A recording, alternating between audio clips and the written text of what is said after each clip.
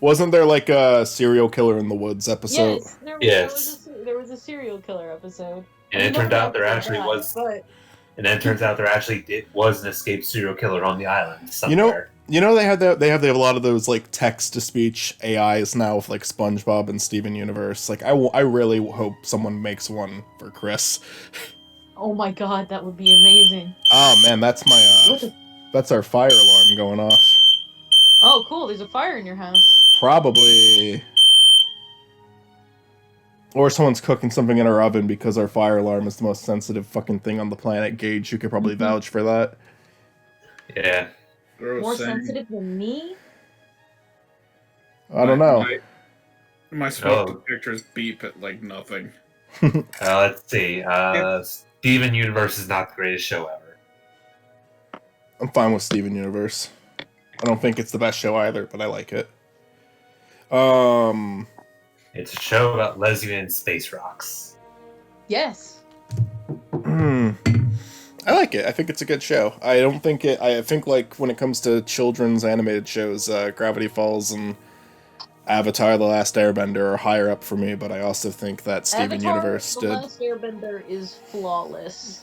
I think that Steven Universe did shit that I haven't seen any other kids show though.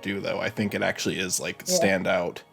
Again, that's why I can't recommend Infinity Train enough to you, because it has done stuff in it that I've never seen a kids show do. And like by the end of it, I was like, "This is a fucking kids show? Excusez-moi?" I mean, to be fair, Mr. Rogers did have things where he talked about war, divorce, genocide, stuff like that. Steven Universe fucking died on screen in Mr. Rogers. In Steven Universe, there's an episode near the very end of it where you find out that one of the side character who's never been in the show before, just comes on for this one episode, was abused by who was like their leader, basically, by like Rose, and the entire episode is just about 3 different characters trying to process it. Like that's like I've never seen a fucking kids show cover like something that heavy before. That their hero was actually a villain at some point. That their hero did some really awful things, and one of them was basically fucking up this one gem's eye. Mm-hmm. There's a character. There's like 3 different reactions from it. I've never seen something like that handled in a kids show the way that Steven Universe does. Yeah. Yeah. No, I think. But mainly what I got from the plot is everything was his mom's. I think that it's like a very complicated story because I think that in the end the mom did a lot more good for them than bad. I think it's definitely a story about like generational abuse because like I think it definitely all starts at White Diamond. I don't think Rose is like irredeemable in every single way possible. I think that her character is one that did a lot of bad things, but also without her actions, they would have never found peace.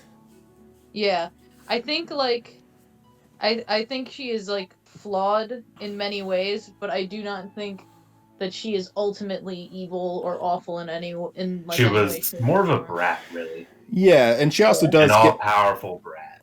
And she also does properly get criticized in the show, so it's not. I think it's done. I think it's done well.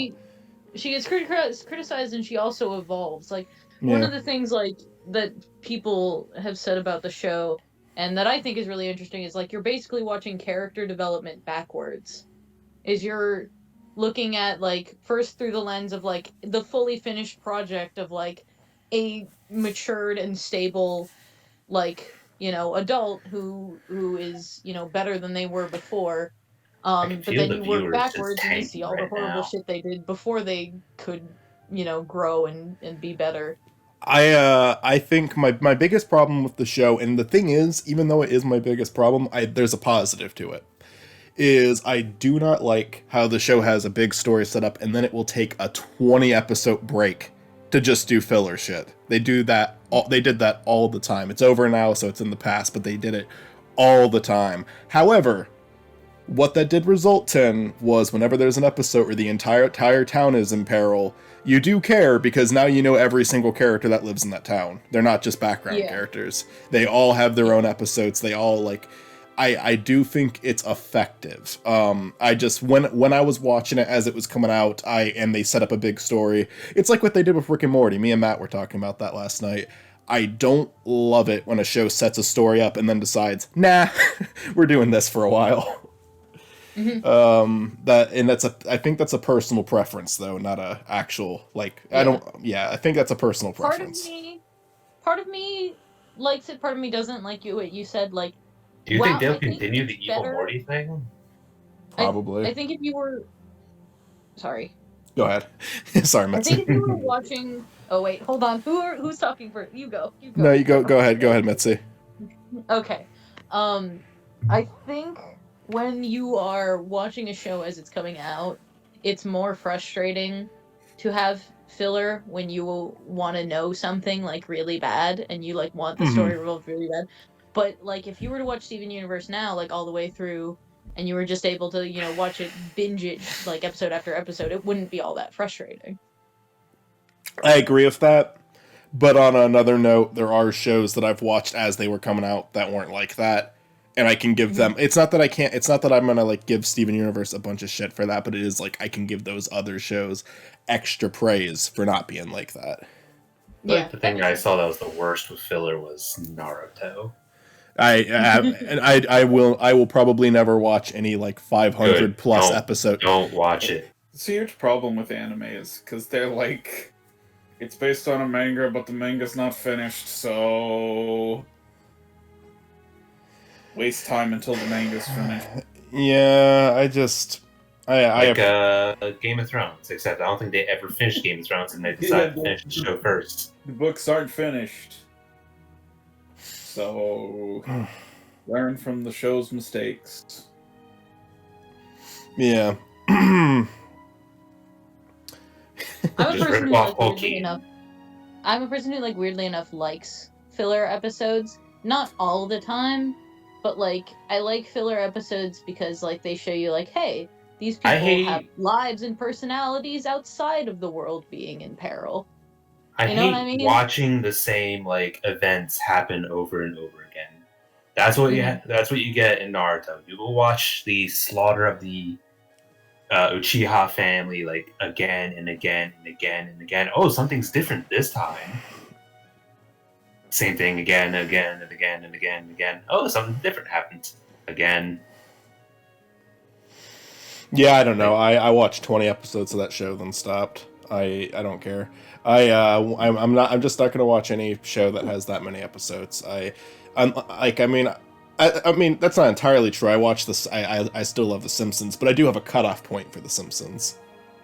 Yeah, I don't know. I think shows should end. That's the basic. That's the most basic way I could put it. I think that most shows should end. I don't know if there's a single show that has like 10 seasons where I feel like all 10 seasons are justified. I'm trying to think if there's one. There isn't. I mean, the Simpsons should have ended after season 8. That's where I feel like it started to have its downfall. Yeah.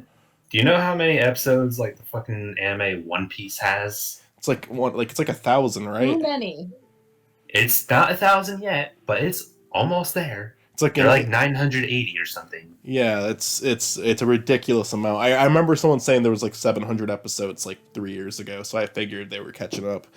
And for some reason they started to resume the English dub, because apparently they stopped for a while. Pokemon's probably got well over 1,000 now, right? I'm not sure. Doesn't Pokemon kind of do that thing where, like, every couple seasons it's a new show? It's a new show, yes. But it's all this. It's still canon to the first season. Yeah. So Power Rangers does that as well. So I guess Doctor Who does that too. Pokemon is at 1,140. What the fuck? Yeah. Okay. Man, anyway. Ash has been 11 for a long time. Or is he 10 still? I don't know.